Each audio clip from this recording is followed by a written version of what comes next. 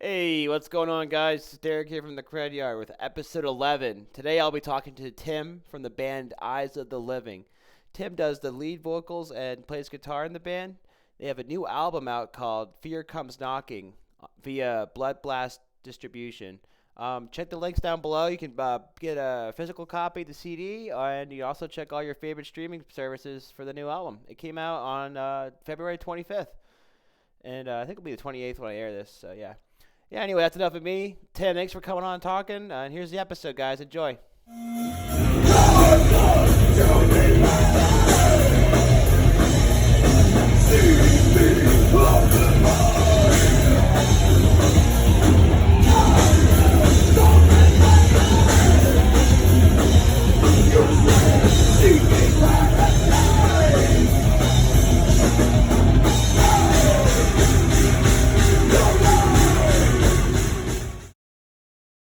Thank you again for coming on, though. No This is problem, man. episode 11. Absolutely. Um, I wonder. I know we were talking about discuss your new album that came out. Fear Comes Knocking. It came out on Friday, 25th. We'll get into that, but Right. I was wondering if it was cool with you if we can go back to the beginning for you, like way before Eyes of the Living and all the other bands you played in. I was wondering, like, do you remember like the first time that you um, music made like a huge impact on your life? Um, I started out musically at a very young age, actually. I originally took the drums and wanted to drum at a really early age, probably like 5, 6, 7, 8 years old. And I bugged my mom for a drum set. And then not too long after that, I got into like, some early 70s like rock.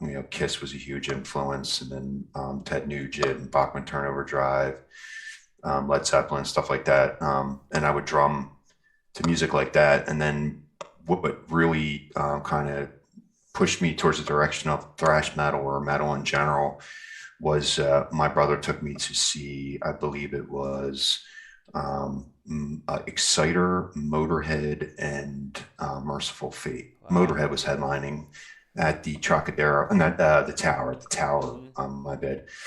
And that was my first real concert. I Wow. didn't know that. Yeah, I didn't know the bands. And my brother was like, dude, it's going to be awesome. It's going to be awesome. And I said, okay, and I was probably like, I don't know, 15, 16 years old, maybe a little, I don't know, maybe 14, somewhere around there. And I went and it was freaking awesome. Exciter went on. I was like, wow, the drummer's singing and playing guitar. I mean, playing drums. I was like, that's super impressive. And you had like a real voice. You're like, Yeah. oh, real singing voice. And then Merciful Fate came on, and that totally, that was just, I'd never heard of them. I really didn't listen to much Black Sabbath at that point. So I didn't know anything about dark type metal or lyrical content, or they were drawn things towards, upside down crosses and stuff like that. And he came out and started speaking Latin, and then smoke came out from behind him. And then he ended it with, welcome to the house of Satan. And it was like, Satan, Satan, Satan. And they came in, it was like, I was just like, holy shit. But I got scared. My older brother's going, he's going, nah, dude, don't worry about it. He's like, it's just for show. Don't be scared. Right. That sucked me in right there. It was really, it's funny to say, but it was really Merciful Fate. And then Motorhead came on, and it was the original lineup Hmm. from the Ace of Spades tour. So Oh, it's like wow. I'm Filthy. told, yeah, I'm telling you, yeah. It's amazing to know that I've witnessed them three guys playing together. Fast Eddie, Filthy Phil, and it was freaking Because incredible. they're all passed. And They all passed away now. Yeah. yeah, and that was awesome. And then after I heard that, I started, getting into a little bit more of the commercial metal, like Scorpions, and then my friends all started listening to Iron Maiden. But then someone turned me on to Metallica, and my brother said, "We're going to go see this concert too," and it was the Ride the Lightning tour. And they were opening for, I want to say Wasp, which is crazy. I Wow. think it was Armored Saint, Metallica, and Wasp. And Metallica, the songs back then were, what, anywhere between 5 to 8 minutes long. So it felt like they played. Now when I go back and I think about it, I'm like, they played like four songs and they were walking off the stage, it was like nuts. But they played For Whom the Bell Tolls, and when I heard that, I was like, this is what I want to do. And then from that point on, I transitioned from playing drums to guitar, mainly because I was living with my father, and my stepmom was like, I can't take the drumming anymore. And my dad came home one day and was like, hey, why don't you try this guitar? And I still love drums, and I goof around a little bit, but I'm nowhere near like I was, back then. And for me, picking the guitar up and my dad introducing it to me really opened up a whole new avenue, right? You got melody, you can write, and I never really intended singing actually either. Okay. That kind of was like not forced on me. We were looking for a singer when we started an original project I was in the 90s called Abolish. Hmm. And we were having a hard time finding a singer. So I said, we had a couple shows coming up, like house shows. Like, I don't know if you ever seen like old house parties from the 80s where there's like 150 people in the living Yep. room and the whole house is shaking. That's what this was like. It was insane. A guy went through the back window. People were jumping over the railing and bent their, it was insane. It was freaking killer. Wow. And once you get that kind of like energy, you're like, this is definitely what I want to do. Like, Yeah. this No is what I going back. really fucking want to do. Yeah. So, that's what really kind of, I would say Metallica really pushed me into that. And then, I got introduced to Megadeth and Slayer, all the old, the four Anthrax. And I just was like, this is what I want to do. And I started doing it. And then as I started playing and singing, I just progressively got more used to it. My voice used to be a lot higher, and I kind of tried to change that a little bit now and condition it a little bit now. But, sorry, but it's I'm glad that my dad handed me a guitar, I guess is what I want to say, because I love writing music. It's another. I'm also draw. I'm an artist, so it's another form for me, another outlet that I found as a really creative aspect. I just love writing. I write all the time. Like for the current album, not to jump around, but Okay. for the current Yeah. album, I probably started writing anywhere from 20 to 25 tracks. Some of them obviously became full songs. There are some full songs that didn't make the album because we wanted to pick and choose just to make sure that we got what we actually thought was the best. Although I think at least three of them are going to be on the next album, hopefully, but I'm already writing new stuff now for that. Wow. Cool. Right back to it. I mean, Yeah. yeah, we'll get into that. Like you said, we'll get into that. But with you mentioned your vocals and stuff. I'll ask you that. What was your major influence? Like, I know you said your voice was higher when you're younger. So is your Mm. influences then changed to now still? Like when you're trying to do vocals? Yeah, I would say so. So back then, James Hetfield, Dave Mustaine, but not oddly, because I still really love what they did. And I know they're touring again now and playing around. Nuclear Assault, Mm. John Connolly's voice. Everyone always kind of compared my tone and range to his, where it's like kind of high. I'm not sure if you're familiar Yeah. with them, but they were like a crossover thrash hardcore type band. Hmm. I really got into them guys and really dug what they were doing. And so when I heard them, I kind of modeled myself a little bit off of that, but not so much. When I came back into doing it recently, I knew I had much more range than what I pushed myself to do before. So I don't sing necessarily as high as I used to. I probably could, but I don't. One of the things I used to always get commented on before was, "Man, your voice is high," and it's only a certain group of people that are going to like that. And in my head, I thought, well, let me pull back a little bit and see what I can get in a deeper tonal voice and really get creative with it, experiment with it. Plus, I started listening to bands like Slipknot, Corey Taylor's voice. I like how he sings. I don't necessarily do that much, but he's got where his heavy voice is and that tone. I really like that tone of voice, and you can understand what he's saying, but yet it's Yeah. gritty or fry enough to where it sounds heavy. Hmm. I Yeah, agree. I do think about it. I do think about when I'm singing, especially on the new album. The new album. Again, I don't mean to jump around, but I really got experimental with that. I did different layering of different types. There's, I'm doing some death vocals, if you want to call it Yeah. that. Then there's higher vocals, more like black metal vocals, and a couple spots layering together to create the thickness and the heaviness of the vocals. I'm super happy with the way they just came out. Yeah. Funny, the black metal. That's what me and my fiance were listening on Friday night when it came out, and she said the same thing. She's like, "That's a black metal." I got that black metal Mm. feel to it. Yeah, Very cool. absolutely. Especially I'm sorry, we'll go back to it, but yeah. Yeah. I was gonna say, especially the second song, just that, not the second, the third song on the track. Where am I at here? Yeah, the third. Yeah, the third song definitely has elements of black metal in it. That, Yeah. yeah, yeah. Very cool.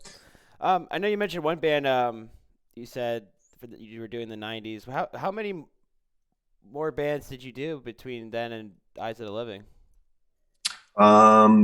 It was abolished for probably 10 years, and then we kind of dissolved Hmm. more so by my choice, I would say. Okay. We never really broke up. We kind of I don't know what the term's called, but like when bands Hiatus. kind of hiatus, right? Yeah.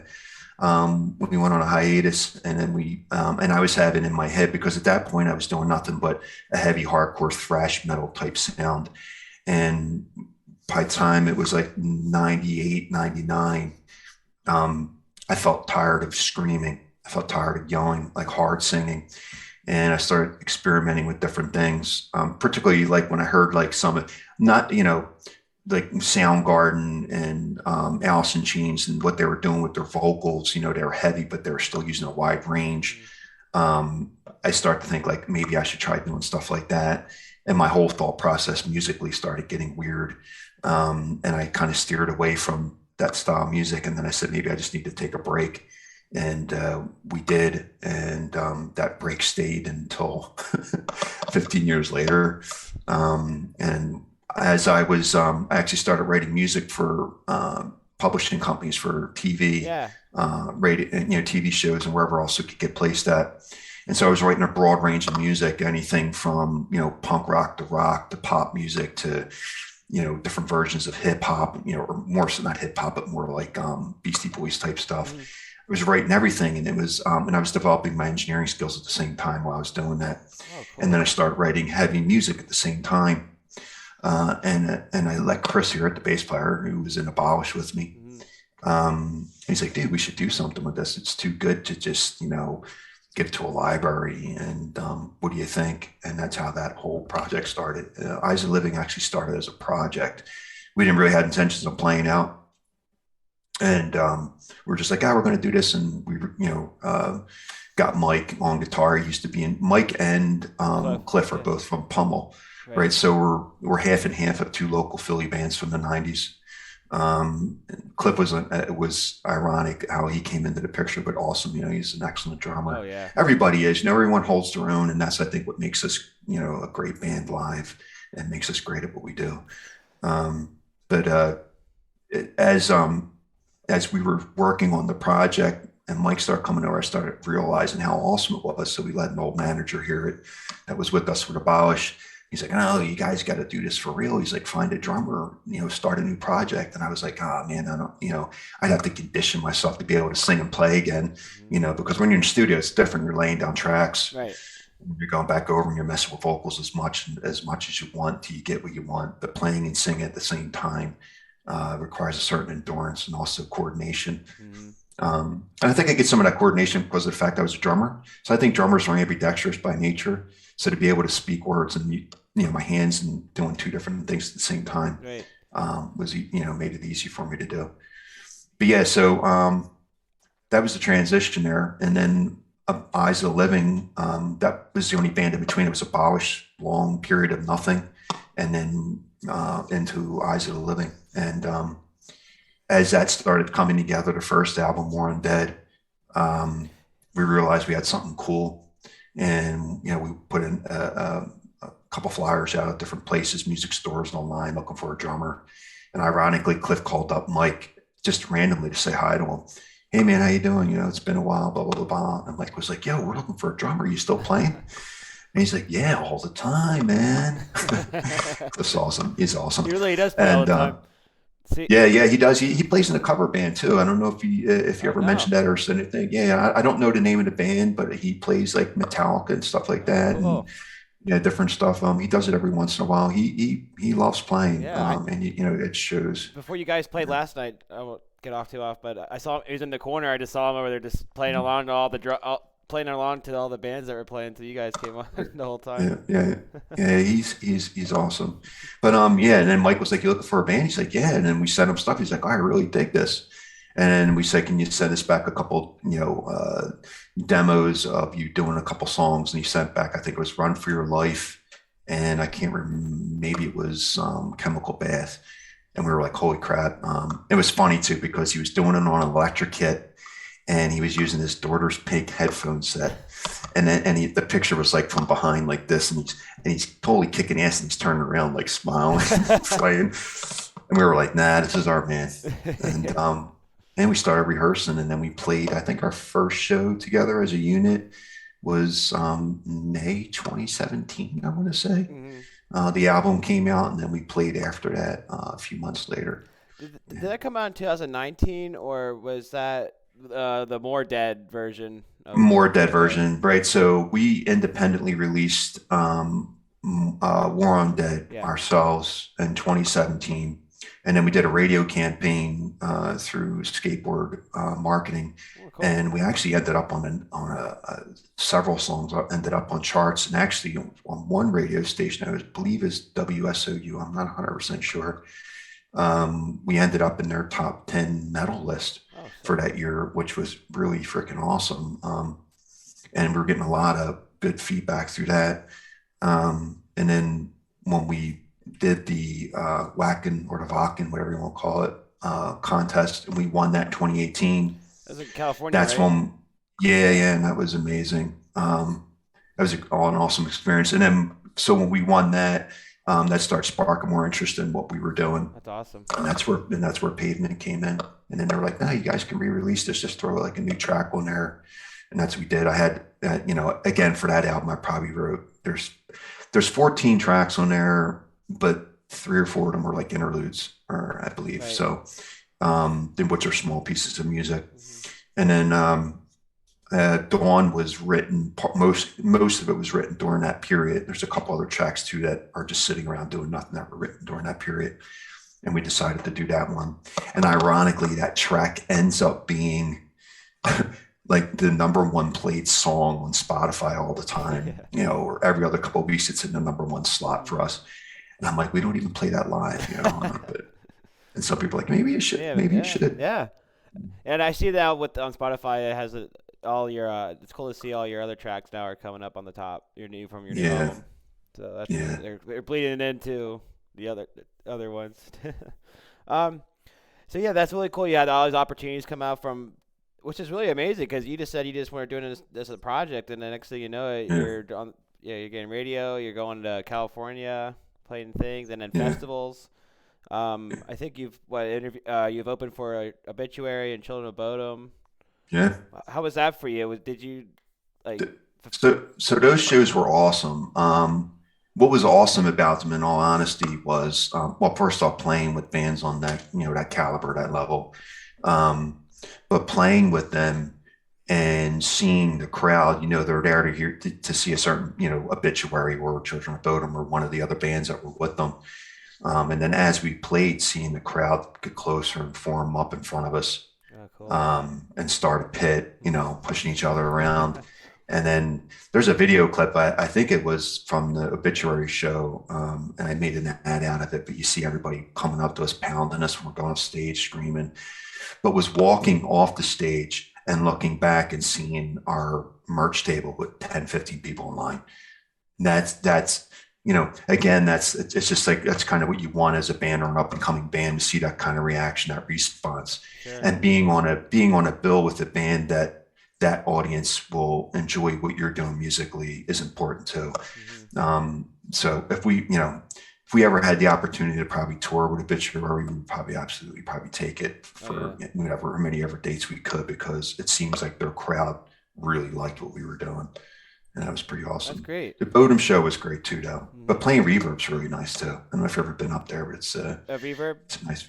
Yeah. I've been there. I might be going this weekend too, but yeah, it's been a while. But cool. Yeah, I've been there. It's like the new spot. Well, not a new spot, but yeah, because I know Allentown had the Croc Rock, and that's where all the right. That's where all like the instead of going to Philly, you could go to Allentown and see all the bands instead. Yeah, But now, yeah, yeah, now it's a yeah, reverb. yeah, yeah. It's a nice venue, and the sound's great on stage. And the sound guy did an excellent job Hmm. on our music. It was awesome. That's a big help too. Yeah. Yeah, it is. Yeah, yeah, absolutely. So, and then opening for those big bands, and then I know last year too, you did like two festivals, I think, or was it one? Yeah, no, we did Blue Ridge Rock Fest Yeah. and Full Terror Assault in Illinois. Blue Ridge was in Virginia. Hmm. Um, full Full Terror Assault is more like an undergroundish type metal, and the crowd there was very metal. They got like a lot of people with patches and the traditional look, which is awesome because those people really dig what we're doing. Yeah. We at that festival, that was kind of like a tryout, for us, right, for that festival. So they put us on Thursday, the first day. I think we were the second or third band, and we played well. We ended up with like 15 people on stage stacked around watching us. The people in the front, that was a great show because people were singing the words back to me, Wow. which is an awesome experience, right? You see people are like, wow, these people are literally listening to you. Hmm. And when we got done playing, the guys in the audience to the left started yelling, "You guys should have headlined today." Wow. So Cool. Yeah. and it was awesome. And the guy that coordinated the show was on stage watching this, and we heard them say that we we may apply to play there this year. They're still filling slots. I think Municipal Waste is the headliner this year, and I think there's somebody else. I don't want to misquote a band, but I know Municipal Waste is on the bill. Cool. But it's when we booking that type of show for us, it's more about can we do something else along the way. I think Illinois for us from where we live was a 14-hour drive one way. So it's a lot of driving, and we don't just want to play one show, even though, it is worth a while. And we clearly made fans last year for sure. So I'm sure all those people will come back. Exodus headlined last year, Sure. which is pretty awesome. But yeah, that was a really good festival, and the guy that ran it was really nice, and he was welcoming. We got posters with our name on it, big posters, and we got shirts with our name and everything on it, which is pretty awesome. I think Blue Ridge was huge. I don't know where are you going to go with that, Dirk? I'm I sorry. know you got. I was gonna say Bert was telling me about that. How you guys had that. You were included in on that and stuff from there. Yeah, That's really cool. Oh yeah, sorry, Blue Ridge. Yeah, so yeah. Full Terror was the test you said, and then Blue yeah, Ridge. It was in. Sorry, I know it was only two. I forget. Was that was the one in Virginia? yeah. It is the one Okay, in cool. Virginia. I didn't Yeah, want to yeah, mix it up. yeah. Yeah, and so like going from so we lined them up because it was a few days before Voltaire, and then it gave us enough time to be able to get to Virginia. Hmm. So it was a nice thing coordinate. It was I think a 10-hour drive from Illinois to where it was in Blue Ridge. Blue Ridge is very up in the mountains. We lost your phone barely had a single. It was like 3 minutes at a time. Yeah. So you're like disconnected from everybody. So everyone was like, "Hey, what's going on? You're not posting anything." It's like you just can't. You couldn't. But that was in its own a amazing experience. Everyone's there were complaints that it wasn't coordinated properly with the parking at first, and I think they were growing pains really. I think they for sure when I heard they underestimated like the amount of people that were going to show up the first day. They thought it was going to be like a 20-30% campers, and then more as the weekend came in, more would fill in. But my understanding is what happened is 80% of the campers came in on Thursday and they weren't equipped to handle that right away. So I think they learned from it, and that's why they moved it this year. I don't know if you heard that they moved it, but they moved it to a raceway, Oh real wow. like an international raceway. And we applied to play there too. We're waiting here if we're going to get on it or not. Awesome. We'll see how it goes, but it'd be awesome if we could get on that again. If not this year, maybe next year for sure. Absolutely. Good But luck on that. And congratulations doing that as well. yeah, they were awesome, and that was the first real glimpse of rock stardom, if you want to call it that. The day we played, we got in backstage, and you got to see, our stage was next to the main stage. It was huge. Mhm. All the big acts are going up into it, and they're coming and going. There was a huge buffet, and it was massive. Like I don't even know how to explain, like They had every single kind of food you could think of, and they would switch out between the breakfast foods, the lunch foods, to the dinner foods. The bathrooms back there were high-end portable hell bathrooms. When you went into them, they were amazing. Everything was just totally awesome. They had a masseuse back there. They had a barber back there. They had other people like handing out like energy drinks. It was really awesome. And then to see like certain artists walking back and forth, of course, all bodyguarded up, Oh, yeah. guys all around them. And one of their rules was don't talk to any of the big artists, and that's understandable. You don't want to be a pain in the ass. They're there to do their thing, just like we are. Yeah. But some of them are cool, and some don't mind chatting and all. But it was an awesome experience. The stage crew was amazing. For us, the festival ran smoothly. When we got there, we had everyone was complaining about there was problems getting back. Like as soon as we drove up and we said we were a band, they just radioed in one to another and said, X, RVs coming in, da da da da. And they parked us. They're like, no, you're parking on the owner's property. And so they parked us up in this special spot. It was awesome. Nice. It was good. I was gonna ask that if you interacted with anybody, any of the big, but I get. Just, None of the big bands. I didn't. They were walking around, but because they said, don't yeah. bother them, I kind of, I didn't really do it. But there were certain guys from bands that were hanging out in the buffet and the whatever you want to call it. It was a massive tent, and there's like lounges in there and everything, with couches all lined up with lights and everything. It was freaking awesome. They were in there just chilling out, eating, and everyone was super cool. No one was I didn't see anybody being a jerk to anyone. It was totally awesome. That's good. In all honesty, Yeah. what I did learn was the fireworks that go off for bands when they're playing, the behind stage loudness of it versus what you hear out front is unbelievably different. Oh, sure. And it was at Shinedown was playing last, and the security guy came over and goes, hey man, you better cover your ears up. They're going to set up a firework. And I turned around and said, what'd you say? And the firework went off, and it sounded like an explosion happened right next to me. It was ear deafening. It was like boom, boom. And it was up on a lift, like at least 50, 60 feet, 70 feet in the air.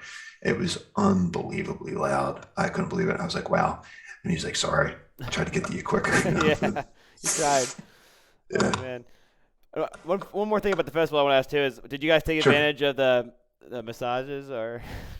No. Obviously, I don't need the haircut, but Maybe no, the beard, maybe. I didn't. No, but there were people lining up and doing it though. Funny. There were guys and bands doing it and all. Yeah, no, I Yeah. didn't take advantage of it, but there were people doing it. I was just shocked to see that stuff. They Yeah. don't explain to you what's going to be back there. They tell you, you can, and when you're back there, because all the stages were lined up in the one section that we were, the grounds were massive. So we could walk between our stage, the main stage to the left, and then there was another offshoot sponsor stage, and then another main stage on the right of us. So we could walk between those and see everyone loading their gear up and off and on, and see people getting up on stage and doing their thing. It was pretty awesome. It was an amazing experience. Yeah, I'm glad it was. It was I'm glad definitely. it was for you guys, and not like a bummer or anything. That to see how things operate in that level. So that's great. They're supposed to do it a little bit different this year. My understanding is they're going to do a metal stage, and then a modern rock stage, and then I think two or a Lollapalooza type stage, and then something else. They're going to Yeah. try and keep everything grouped together, and I think they're also going to cut back on the bands so that there's more time for people. One of the biggest complaints they got was some of the bands overlapped, and people were really upset about the fact that they couldn't get to see a full set of the band that they really wanted to see. Right. That's a hard thing So, for festivals. Yeah, yeah, definitely. That's great. And you guys will be on like the metal stage, and you're gonna have the metal crowd straight right there, and right, straight right there. Yeah, That's gonna be good. yeah, and then they get that. That's what you Get to really go. want, Yeah. right? You want to be exposed to that. Yeah, Hmm. I mean, there's some good bands that are already playing there this year. I think Ginger's on it, Butcher Babies, Mm. Anthrax. I don't, maybe Testament too. I'm not 100% sure, but there's some bands there's some pretty decent bands Awesome. already getting called out. Yeah, good. Yeah, Well, fingers crossed for you guys. That'd be great.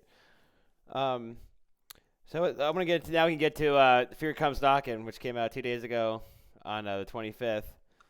I know that you said it's out via Blood Blast distribution. I should also add. I'm gonna post that all down below, like where to buy the CD, physical copy, and Spotify Awesome. links and all that. I know that it said the lyrics for this album were. I mean, you started writing it what 2 years ago? So yeah, I would say some of it was written probably 2 years ago. Some riffs I have sitting around, and then I bring them in. But I want to say half of the album was written, prior and during. So right at the beginning of COVID, Yeah. the outbreak, and then kind of like coming up into it. There might have been some stuff that I brought prior to that. Um, but and then like the other half of the songs were written during that or completed during that period when the outbreak or whatever you want to call it when COVID happened, um, and I got furloughed. So during that time of being furloughed, I thought, hey, I'm going to use this to my advantage and just record as much as I can. And what we do is, everything is self-recorded by me, and then but we do it at Mike's house. So we take one of his rooms and we set it up like a studio, and we basically record everything there. So what I was doing was those days I was treating it like a job. Get up, 7 o'clock in the morning, 8 o'clock, drive to his house, spend 8, 10 hours a day there, either writing or getting things configured and tweaked to make sure that Mike could do his solos, or I could record rhythms, or Chris could do his bass, and Cliff could do drums. That's very cool. So that was part of the process there. So anyway, even though, I got furloughed and I had to go on unemployment for a little bit, I stayed productive, and what you're hearing is part of that result, so. But that was pretty much the writing process of it. Like you said, yeah, I would say most of the songs were written over the past 2 years. Okay.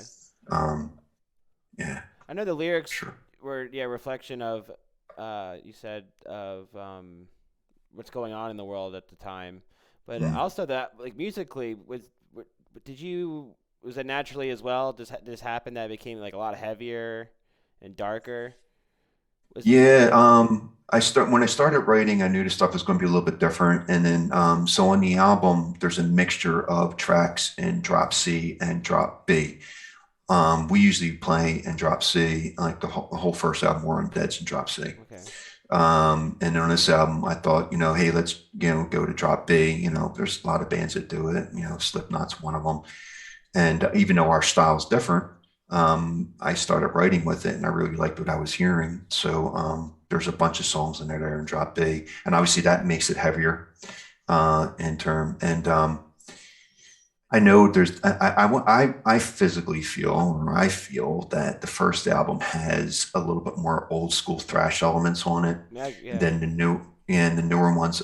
That stuff's still there, but it's got like a little bit more of a modern type sound to it. And I kind of like, so when I go into the writing process or riff writing process, it's often just, I start with rhythm actually. I start with drums. Most of the time I'll sit there, I'll hear a pattern in my head, and I have programmed to play drums back to myself. And I pick something that sounds cool, and then I start writing a riff to it. And if it sticks and it sounds good, then it becomes a full song. And then the whole writing process goes across the rest of the band. Um, but it definitely is heavier, for sure. And the lyrical content is a little bit different. Obviously, there's still some dark stuff on there, but they're about different topics and elements. Whereas the first album was clearly all about a zombie apocalypse. Yeah. The next album might, and I don't mean to jump off the track, No, but that's fine. in my brain, I think like, it would be cool to write half of an album in like the concept, and then another half in just whatever comes to your mind. Yeah, Sometimes I absolutely. have great, yeah, I have, I like the concept idea of a song telling a story going into the next song, and it kind of delivering like an impact or a feel. So that could end up being on the next album. We'll see. I don't know. That'd be very cool. Oh, awesome. Yeah, that's great. You're already hitting the ground running. I mean, you had the album out, but you're already thinking of what to build upon. And in your, you're not, in your mind, you're already seems that you're laying it out Yeah, plain for what's yeah. coming. That's really It, cool. Um, okay, so let's see. With the release, I know you can get on CD. Do you guys think you'll ever do vinyl? Have you ever? Um, Several people ask us that, Yeah. and we're not opposed to it. The album would probably have to be remastered so it sounds proper on vinyl. I do the engineering and the production Okay. and the mastering for the CD because that's what I know. But there was an engineer that we used to, John Loveridge, who passed away a little while ago. He was an awesome guy, but he explained to me that, you know, when you go to vinyl, the album was created and digitally, that signal and all has to be readjusted so it sounds proper on vinyl. So we would have to get it remastered. It's not something that we see doing right away, but there are people asking because it's become a collector's thing, right? Right. And actually, I think it would be totally awesome to actually hold a vinyl. I grew up with vinyls Hmm. before they phased out, and I think it'd be totally awesome to hold a vinyl Oh yeah, in my absolutely. hands of one of the albums for sure. Something about. Maybe Oh, sorry. I was gonna say maybe someday soon, Yeah, that would be maybe great. that'd be, Something about like bands or artists they put like, hey, we only got 200 copies, and then that I mm, feel like for when I see that I'm like, oh my god, I had to get one then because better get it's one gone. before it's And gone. they see that, Yeah, and yeah. I always see success with that, and Mhm. no matter what bands, Spectrum starting out, been around for years, if they put like a limited quantity and stuff, because like you don't never know how you never know how it's gonna go usually with vinyl, but I see bands like Mastodon when they do it. I like Mastodon a oh yeah, lot. When I see bands like Mastodon do it, they'll do like a package, and I think that entices people to want to buy the vinyl. You know, you sure. get the shirt, the vinyl, and Hmm. something else with it. And I think that's like a people dig that too. Yeah, especially for It's metal. always a good, Yeah, yeah, metal yeah, fans love. They want that physicality. They're but yeah. with the times you have to be on streaming. You have to do what Mhm. do what you have to do to get heard and all that. But yeah, that'd be cool. Okay, cool. I was just curious. I was brainstorming the other day like what to ask. I was like I'm gonna ask him about the vinyl because that'd be cool. You could do like different variants and stuff. Yeah, Maybe yeah. I I'm always just like the ones that are like I like the ones that look like they're swirled, you know, with different colors in them yeah. too, where they start from center out, red and Oh, yeah. green or green and black, and yeah. There's I many have a couple. possibilities. Yeah, there is. Yeah. But with the album too, you have an album release party. It's on March 25th on a Friday at the Hmm. Broken Goblet, which is an awesome venue. You ever been there before? We've been there. I live fairly local to it, Okay. so I stop in there once in a while, Yeah. and we actually played there for a festival. Wasn't it? It was it? I'm gonna something Liberty Fest, a Liberty Fest, Okay. and it's where they showcase a variety of music. Hmm. So it's anywhere from blues to heavy metal, Oh, cool. and when you're playing, you could be mixed with it. And we played there, and we on a night where it was mixed. And I think us and the band before us, or the band after us, were a metal type band as well, and Stereo Titans are actually called, and it was awesome. The sound was great. The stage was great.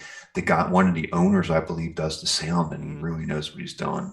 It sounded amazing. It Yeah, was so we're actually happy to be back there playing again. I know they're pretty selective with who they bring in to play, for sure. so it was pretty awesome that they agreed to allow us to have our CD release party there. So we're super stoked about that Yeah, it's very for cool. sure. I saw you posted it. I saw like whoever's playing, they have an artist that draws the album covers or band and stuff. Yeah, That was really cool to see yeah, that the album cover yeah. drawn for that. Yeah, So, yeah, I was like, oh, check that out. It's awesome. that'd I'm gonna be definitely have to get a picture of that when we get oh, there. absolutely. It'll be Yeah, there. Yeah. yeah. Yeah, man. Is there anything else you got to add? Um, I don't know. The new album's out, and we hope everybody enjoys it. People check us out, and we hope you like what we do. Absolutely. I It's a guess. great album. I wish nothing but Thanks. great success from this and good luck with everything. It seriously kicks ass. It deserves all the recognition it gets. Thanks, man. Thank you. I appreciate Absolutely. that. All right, Tim. Thanks for being on.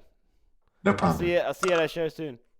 Okay, absolutely. Take care. Take care.